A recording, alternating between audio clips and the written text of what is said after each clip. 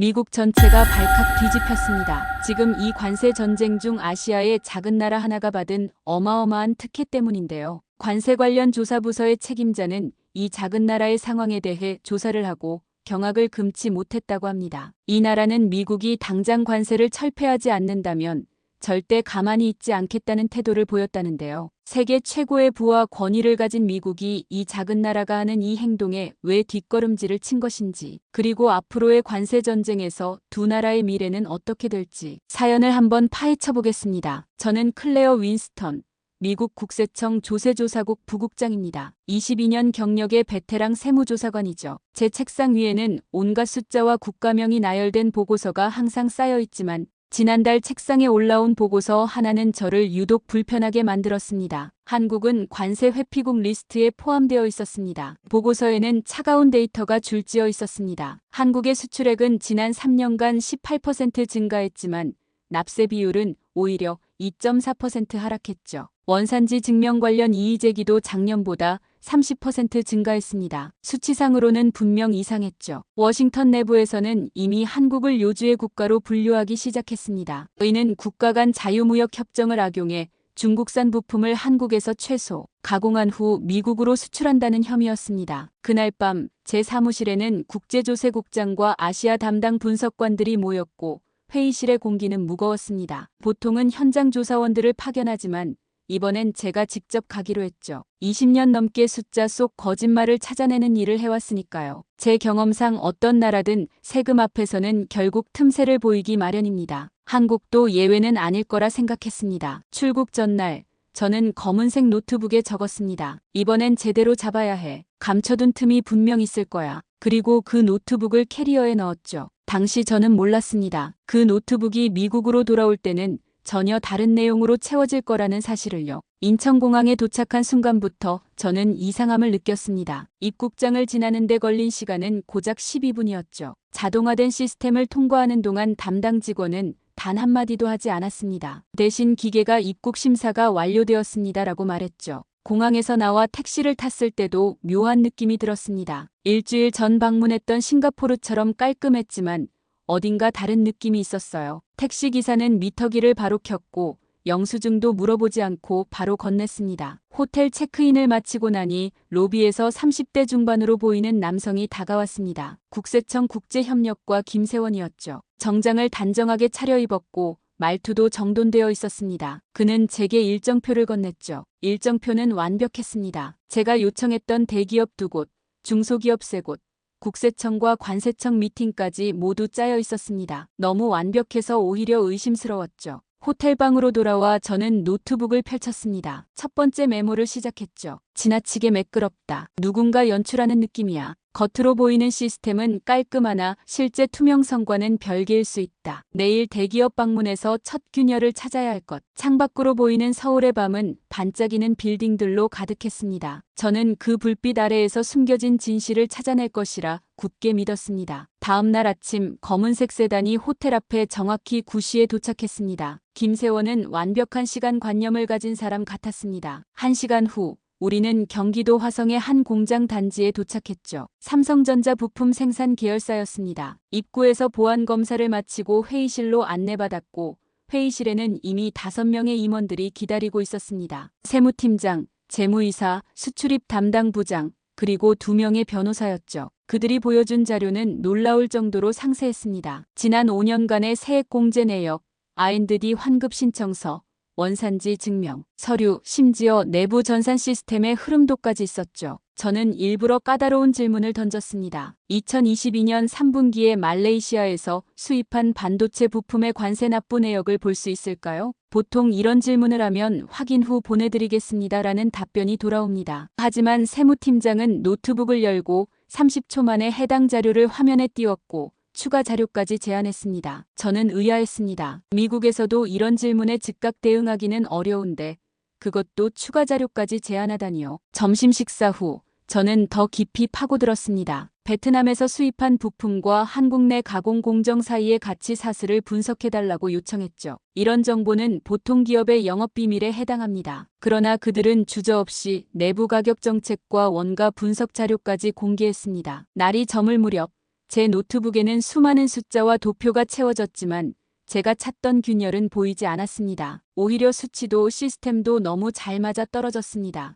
호텔로 돌아오는 차 안에서 저는 생각했습니다. 이 정도로 깔끔하면 더 의심해야 해. 하지만 마음 한구석에서는 다른 목소리가 들렸습니다. 진짜 이렇게 투명할 수도 있지 않을까? 다음 날 아침 한국조세재정연구원으로 향했습니다. 유리와 콘크리트로 지어진 현대적인 건물이었죠. 로비에 들어서자 공정과 신뢰라는 단어가 크게 새겨져 있었습니다. 회의실에는 한국국세청의 고위 관계자들이 모여 있었습니다. 국세청 차장, 국제조세관리관, 조세재정연구원장과 여러 연구원들이었죠. 발표가 시작되자 저는 평소처럼 중요한 숫자들을 노트북에 기록했습니다. GDP 대비 세수 비율, 세금 회피 적발률, 국제조세 협약 현황, 모두 평범한 세무지표였죠. 그러다 한 슬라이드에서 제 손이 멈췄습니다. 한국의 세금은 금액보다 신뢰입니다. 신뢰를 세금으로 증명하죠. 국세청 차장이 이 문장을 읽을 때 그의 목소리에는 깊은 확신이 담겨 있었습니다. 저는 20년간 IRS에서 일하며 이런 말을 들어본 적이 없었습니다. 세금은 항상 의무였고 법적 강제였으며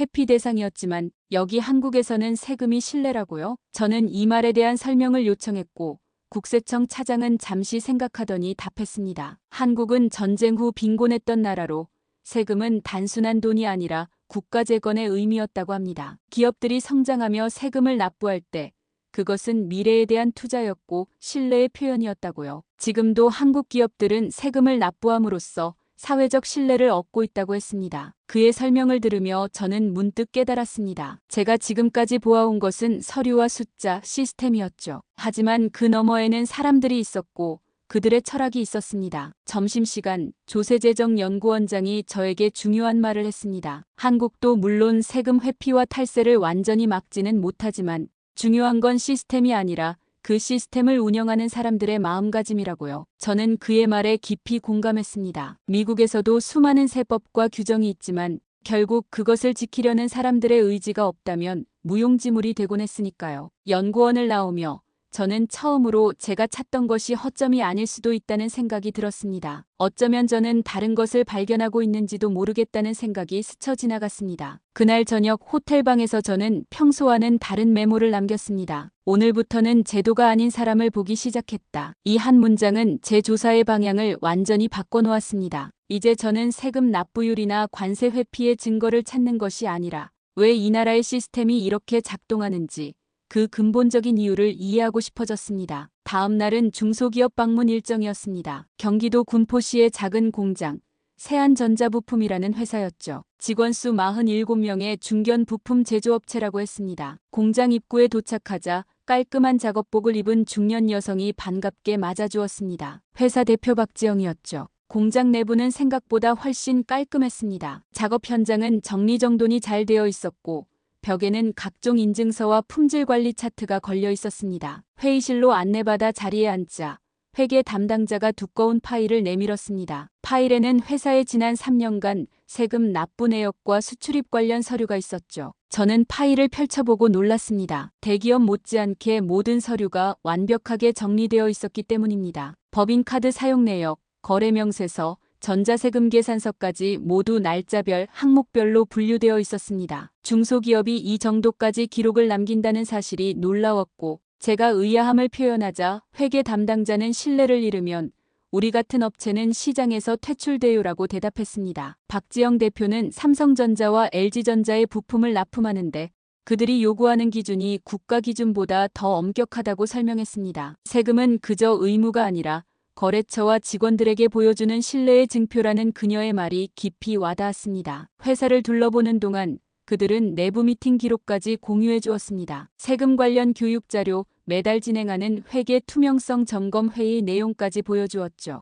공장을 나오는 길, 저는 무거운 침묵에 빠졌습니다. 김세원이 제 상태를 걱정하며 물었지만 저는 그저 고개만 끄덕였습니다. 제 머릿속에는 하나의 생각만이 맴돌고 있었습니다. 숨기는 게 아니라 보여주고 있다. 이 작은 중소기업조차 단순히 법을 지키는 것이 아니라 그들의 가치와 철학을 세금을 통해 표현하고 있었던 것입니다. 그날 밤 저는 노트북을 열고 지금까지의 조사 내용을 다시 검토했습니다. 관세 회피의 증거를 찾으려 했지만 제가 발견한 것은 그보다 훨씬 복잡하고 근본적인 무언가였습니다. 마치 숫자 너머에 있는 이야기를 보게 된 것 같았습니다. 단순한 수치가 아닌 그 수치를 만들어낸 사람들의 가치관과 철학이 보이기 시작했습니다. 마지막 일정 전날 저녁, 김세원이 공식 일정 없이 저녁 식사를 제안했습니다. 우리는 강남의 한 조용한 한식당에서 마주 앉았습니다. 그곳에서는 공무원 김세원이 아닌 결혼한 지 3년 된 아내와 6개월 된 아들을 둔 세원이라는 한 사람으로 대화할 수 있었습니다. 식사를 하며 우리는 공식적인 주제에서 벗어나 더 개인적인 이야기를 나누기 시작했습니다. 어느새 제 입에서는 10년 전 있었던 이야기가 흘러나왔습니다. 당시 저는 미국의 한 대기업 세무감찰을 맡았고 명백한 탈세 증거를 발견했습니다. 하지만 그 회사는 워싱턴에 강력한 로비 세력을 가지고 있었고 결국 저는 정치적 외압에 굴복했습니다. 제 목소리가 떨렸습니다. 오랫동안 가슴에 묻어두었던 이야기였으니까요. 그때 저는 시스템을 지켜야 한다며 진실을 접었습니다. 그리고 스스로에게 세상은 이런 거야. 어쩔 수 없어라고 말했죠. 그렇게 저는 조금씩 냉소적인 조사관이 되어갔습니다. 세원은 한국도 완벽하지 않다고 인정했습니다. 많은 시행착오를 겪었고 지금도 문제가 있다고요. 하지만 여기는 시스템을 바꿔온 사람들이 만든 구조라는 점을 강조했습니다. 사람을 신뢰했기에 법도 바뀐 것이라고요. 그는 와인 잔을 바라보다가 의미심장한 말을 덧붙였습니다. 윈스턴 부국장님, 아마 한국에서는 회피할 관세보다 지켜야 할 가치를 더 많이 발견하셨을 겁니다. 그 순간 제 마음속 무언가가 움직였습니다. 마치 오랫동안 잠들어 있던 이상이 깨어난 것 같았습니다. 자리에서 일어나 호텔로 돌아와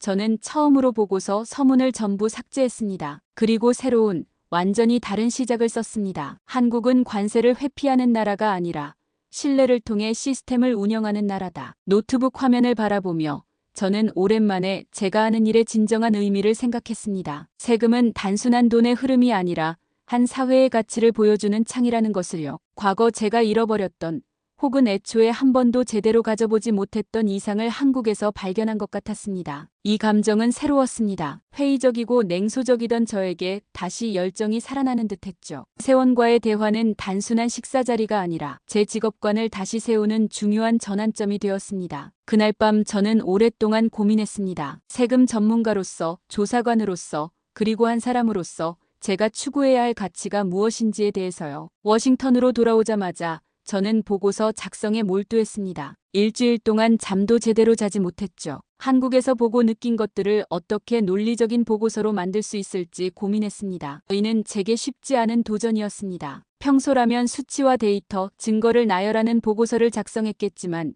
이번에는 달랐습니다. 숫자로는 표현할 수 없는 무언가를 담아내야 했으니까요. 마침내 완성된 보고서를 국제조세국장 앞에 제출했을 때 그의 표정은 의아함 그 자체였습니다. 국장은 안경을 고쳤으며 보고서를 다시 훑어보았고 첫 페이지부터 의문을 제기했습니다. 팩트가 너무 적고 수치 분석이 거의 없으며 감정이 섞여 있다는 지적이었죠. 저는 차분하게 대답했습니다. 의는 의도적인 것이라고요. 팩트는 복사할 수 있지만 철학은 모방할 수 없습니다. 이번 보고서에서 중요한 건 숫자가 아니라 그 숫자를 만들어낸 사람들의 마음가짐이라고 설명했습니다. 회의실은 침묵에 휩싸였습니다. 동료들의 시선이 저에게 꽂혔습니다. 20년 동안 냉철한 분석가로 알려진 클레어 윈스턴이 갑자기 철학과 마음가짐을 말하고 있으니 그들의 의아함은 당연했습니다. 국장은 한참을 고민하더니 이 보고서를 공식 전략 보고가 아닌 대외 특별 브리핑으로 올리겠다고 결정했습니다. 그러면서 상부에서 질문이 쏟아질 준비를 해두라고 당부했죠. 예상대로 질문은 쏟아졌습니다. 그러나 놀랍게도 한 주가 지나자 제 보고서는 백악관 자문팀 내부 회의에서 언급되기 시작했습니다. 아시아 경제 전략을 논의하는 자리에서 제 보고서의 일부가 인용되었습니다. 한국의 세금 철학은 단순한 규정 준수를 넘어 사회적 신뢰의 기반이 됩니다. 이는 우리가 배울 수 있는 부분입니다. 이 문장은 제가 쓴 것이었습니다. 누군가 제 말을 듣고 있었던 것이죠. 처음에는 동료들 사이에서 웃음거리가 되기도 했습니다. 클레어가 한국에 가더니 철학자가 되어 돌아왔다는 농담도 들었죠. 하지만 점차 제 보고서의 내용이 다른 분석관들의 인용 대상이 되기 시작했고 심지어 몇몇은 제 사무실을 찾아와 조언을 구하기도 했습니다. 한 달 후 저는 뜻밖의 소식을 들었습니다. 한국은 관세 회피국 리스트에서 제외되었고 대신 경제협력 강화 대상국으로 재분류되었다고 했습니다. 물론 제 보고서만의 영향은 아니었겠지만 조금이나마 기여했다는 사실이 저를 기쁘게 했습니다. 저는 그때 깨달았습니다. 숫자와 데이터는 중요하지만 그것만으로는 진정한 이해에 도달할 수 없다는 사실을요. 때로는 숫자 너머의 이야기, 사람들의 가치와 철학을 보는 것이 더 중요할 수 있다는 깨달음이었습니다. 그날 저녁 저는 오랜만에 마음의 평화를 느꼈습니다. 제가 하는 일이 단순히 규정을 집행하는 것이 아니라 진실을 찾아 전달하는 것임을 다시 한번 깨달았기 때문이죠. 워싱턴 IRS 본부, 제 책상으로 돌아온 지 한 달이 지났습니다. 매일 아침처럼 커피 한 잔을 들고 업무를 시작했습니다. 요즘은 남미 국가들의 세금 협약 분석을 맡고 있었죠. 그리고 한국에서의 경험은 점차 일상 속으로 스며들고 있었습니다. 그때 신입 조사관인 매튜가 제 책상으로 다가왔습니다. 그는 제가 작성한 한국 보고서를 읽었다며 한국이 정말 관세 회피국이 아니었는지 물었습니다. 데이터상으로는 의심스러운 부분이 많았다는 것이 그의 생각이었죠. 저는 잠시 생각에 잠겼습니다. 그리고 천천히 대답했습니다. 매튜, 세금은 숫자를 넘어선 이야기예요. 그 나라는 세금을 낸다기보다 믿음을 보여주고 있었어요. 매튜는 여전히 의아한 표정이었습니다. 이해가 안 된다는 듯 고개를 갸웃거렸죠. 그는 다시 물었습니다. 한국 기업들이 관세를 회피한 것이 아니냐고요. 저는 그의 질문이 이전에 저와 같다는 것을 알았습니다. 한국에 가기 전 저 역시 똑같은 의문을 가졌으니까요. 물론 일부는 있었을 거야. 어느 나라나 마찬가지지. 하지만 중요한 건 그게 아니었어. 한국 시스템의 특별한 점은 회피를 막는 규제가 아니라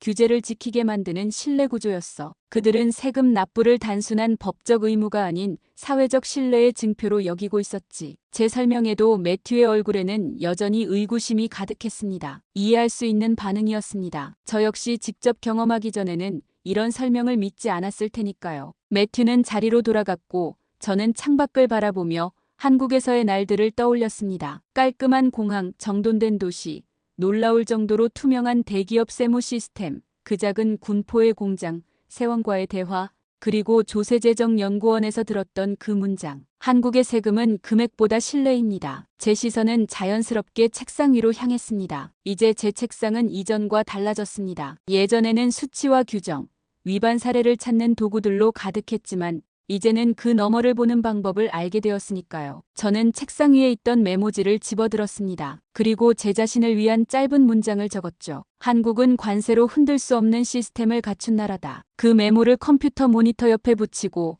저는 다시 일에 집중했습니다. 오늘은 콜롬비아와의 신규 조세 협약을 검토하는 날입니다. 수치와 조항을 분석하겠지만 이제 저는 숫자 너머를 볼 수 있게 되었습니다. 숫자가 말하지 않는 이야기, 사람들이 믿는 가치, 그리고 그것이 만들어내는 신뢰의 시스템까지. 세금은 단순한 금액이 아닙니다. 그것은 한 사회가 서로를 얼마나 신뢰하는지 보여주는 지표죠. 한국에서의 일주일은 저에게 20년 세무조사관 경력보다 더 값진 교훈을 주었습니다. 때로는 가장 중요한 것이 보이지 않는 법이니까요. 저는 오늘도 그 메모를 바라보며 질문합니다. 우리가 찾는 것은 회피의 증거인가?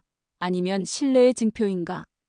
이제 저는 그 답을 알게 되었습니다. 관세 회피국이라던 한국은 사실 신뢰로 움직이는 나라였습니다. 제가 미처 보지 못했던 것은 세금 제도의 외형이 아니라 그 제도를 떠받치는 사람들의 마음이었습니다. 한국의 세금 시스템이 효율적인 이유는 정교한 법규 때문만이 아니라 그 법규에 담긴 철학과 그것을 실천하는 사람들의 신념 때문이었죠. 숫자는 거짓말하지 않습니다. 하지만 숫자만으로는 모든 진실을 말할 수 없죠. 진실은 숫자 너머 사람들의 마음속에 있습니다. 저는 앞으로도 그 진실을 찾아 나설 것입니다. 한국에서 배운 것처럼 숫자 너머의 이야기까지 듣기 위해 노력하면서요. 오늘 사연은 여기까지입니다. 영상이 재미있으셨다면 구독과 좋아요, 그리고 댓글 부탁드리고요. 다음 영상으로 찾아뵙겠습니다. 감사합니다. 감동항아리였습니다.